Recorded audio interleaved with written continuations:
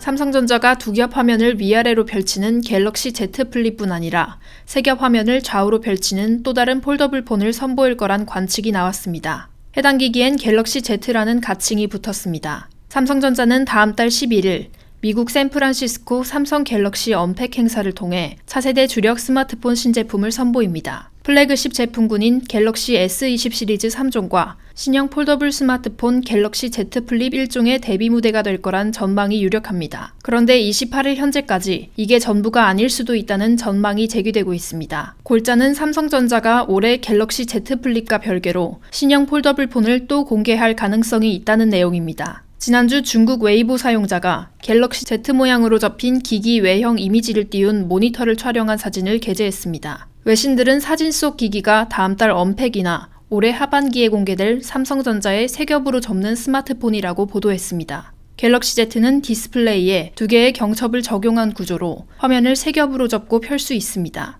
한 곳에 경첩을 사용해 접었을 때 두 겹이 되는 갤럭시 Z 플립과의 큰 차이점입니다. 이 경우 펼쳤을 때 기기의 수직 방향 길이는 그대로지만 수평 방향으로는 3배가량 길어집니다. 갤럭시 Z에는 접히는 화면이 안으로 모여 마주보게 하는 인폴딩, 화면과 화면이 바깥으로 등지게 만드는 아웃폴딩, 두 종류의 경첩이 모두 적용됐습니다. 지난해 출시된 갤럭시 폴드와 다음 달 공개가 점쳐지는 갤럭시 Z 플립이 인폴딩 구조만 쓴 것과 또 다른 점입니다. 단순 이미지 하나만으로 삼성전자 신형 폴더블 폰의 존재를 섣불리 기정사실화하기는 어렵습니다. 하지만 삼성 측에서 좌우 방향으로 길게 펼치는 세 겹 폴더블 폰의 디자인을 구상한 흔적을 앞서 등록된 삼성 디스플레이 디자인 특허에서 찾아볼 수 있습니다. 지난해 8월 네덜란드 IT 매체 렛츠고 디지털 보도에 따르면 삼성 디스플레이가 지난 2018년 말 Z 모양으로 접히는 폴더블 스마트폰의 디자인 특허를 출원했고 지난해 5월 말 특허 등록을 마친 상태입니다. 해당 디자인은 폴더블 스마트폰용 스크린 자체에 초점을 맞췄습니다. 기기의 외부 버튼이나 연결 단자, 카메라 등을 포함하지 않은 형태였습니다. 이는 실제 제품을 설계하고 제조할 삼성전자가 추가로 고려할 영역이라 특허 내용에서 제외된 것으로 볼 수 있습니다. 세 겹으로 접히는 화면을 탑재한 폴더블 폰은 아직 정식 출시된 사례가 없습니다. 중국 가전업체 TCL이 지난해 10월 시제품 하드웨어를 선보였습니다. 접혀있을 땐 일반 스마트폰, 펼치면 태블릿 수준인 약 10인치 크기 화면을 쓸 수 있는 기기였습니다. 삼성전자가 선보일 가능성이 제기된 갤럭시 Z의 화면 역시 완전히 펼쳤을 때 태블릿이나 소형 노트북 컴퓨터만한 화면을 제공하고 이를 통해 대화면이 필요한 작업에 더 특화된 편의성과 기능을 지원할 수 있을 것으로 보입니다.